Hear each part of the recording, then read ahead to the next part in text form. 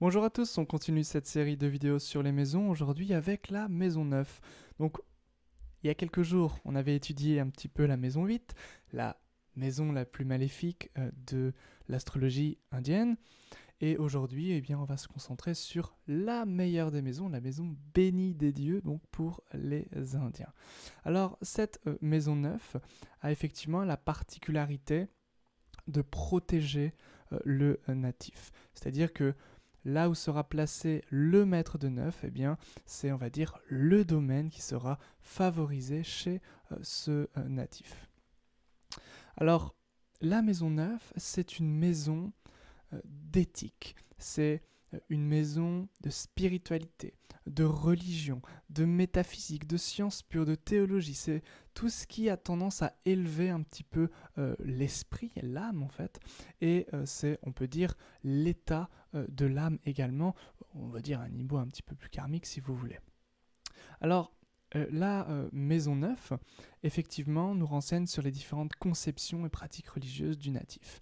Alors, supposons qu'on ait par exemple un Saturne en maison 9, eh bien, très certainement que les conceptions un petit peu philosophiques, un petit peu spirituelles, voire religieuses, diffèrent de celles de notre famille. C'est très souvent le cas, notamment de celles de nos parents. Alors, dans l'astrologie indienne, il y a le thème du Nord, de l'Inde du Nord, et le thème du Sud. Celle que je vous partage, celle que j'ai appris, c'est l'Inde du Sud, c'est-à-dire le thème carré tel que je vous ai montré dans de précédentes vidéos. Et dans l'astrologie, donc dans l'Inde du Sud, eh bien, le père, effectivement, est considéré comme maison 9. Alors que dans l'Inde du Nord, c'est plutôt la maison 10. Alors, ce qu'il faudrait, entre guillemets, comprendre ici, c'est-à-dire que quand on entend le père, c'est plutôt celui qui éduque le natif. C'est peut-être un tuteur, c'est peut-être le beau-père, etc. C'est vraiment celui qui va élever et éduquer le natif. Et par extension, c'est vraiment cette figure d'autorité qui est chère aux yeux du natif. Donc ce peut être un instructeur, ce peut être un maître spirituel, un mentor, un professeur.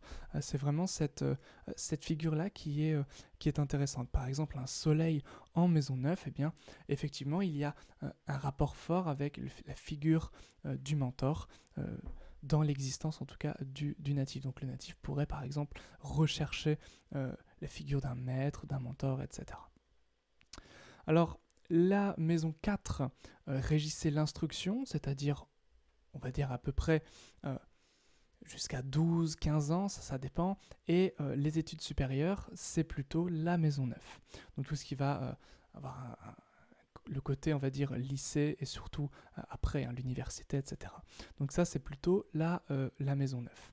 À supposer qu'on ait, par exemple, eh bien, une maison 4 affligée, une maison 4 favorisée et une maison 9 affligée, eh bien, la scolarité se passe bien jusqu'à l'adolescence et puis après effectivement décline.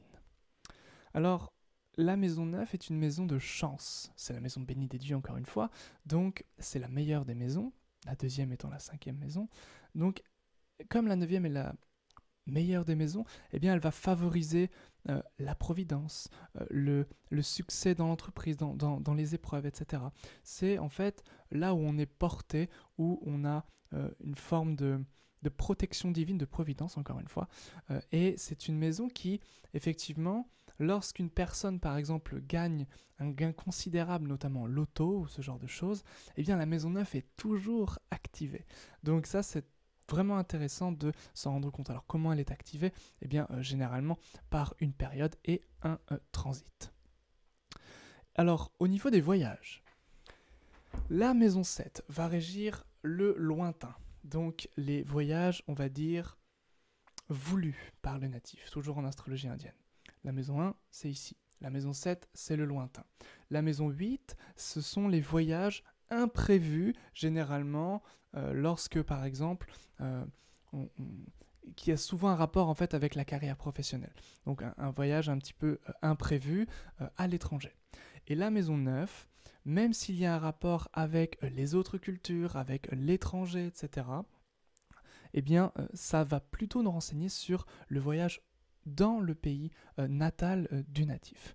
Donc ça, c'est très intéressant de un petit peu distinguer les nuances au niveau de voyage, au niveau des maisons. Et la maison 12, pour finir avec ces petites comparaisons, la maison 12, c'est l'exil. Donc c'est tout ce qui va éloigner le natif, mais on y reviendra bien sûr. Donc voilà en gros tout ce qu'on peut dire sur la maison 9. Alors effectivement, on pourrait vraiment approfondir. Donc la maison 9, pour résumer, c'est vraiment la maison de la chance, la maison de la prospérité. C'est la maison qui élève l'esprit, ou l'âme si vous préférez, les conceptions religieuses, les études supérieures, le fait de philosopher, de parler, etc. Tout ce qui élève vraiment l'âme. Alors c'est effectivement, par analogie, ce serait un petit peu la planète Jupiter, la planète qui va, qui est, alors déjà ça s'appelle Guru, donc c'est vraiment cette idée de, ça veut dire la grosseur, le gros, donc c'est vraiment cette idée d'avoir la ressource pour les redistribuer, donc c'est vraiment cette idée de s'élever, c'est cette idée de propager, de partager, d'échanger les idées. C'est vraiment une maison des idées, une maison des rêves aussi, qui est ici intéressant. La 12, ce sera plutôt les fantasmes, la sexualité, les fantasmes. La maison 9, ce sera plutôt les rêves, et puis tout ce qui a un rapport vraiment avec l'imaginaire, avec l'intuition, avec l'âme en fait, de manière générale. Alors, aussi quelque chose d'intéressant, lorsqu'on veut étudier l'arrêt d'une profession, on va étudier la maison 9. Pourquoi ? Parce que, bon, on n'a pas l'air de... La chance n'est pas évidente dans l'arrêt de la profession. Alors tout simplement parce que c'est la 12e de la 10. La 10 c'est la carrière, on va voir ça prochainement. Et la maison 9, eh bien, c'est la 12e de la 10. La 12e a tendance à se séparer de ce qu'elle touche. Donc ici, effectivement, la maison 9 va représenter la fin d'un travail, la fin d'un métier. Donc ça, c'est quelque chose à ne pas oublier lorsqu'on veut, on va dire, interpréter ce domaine-là. Voilà, c'est tout pour cette petite vidéo sur la maison 9.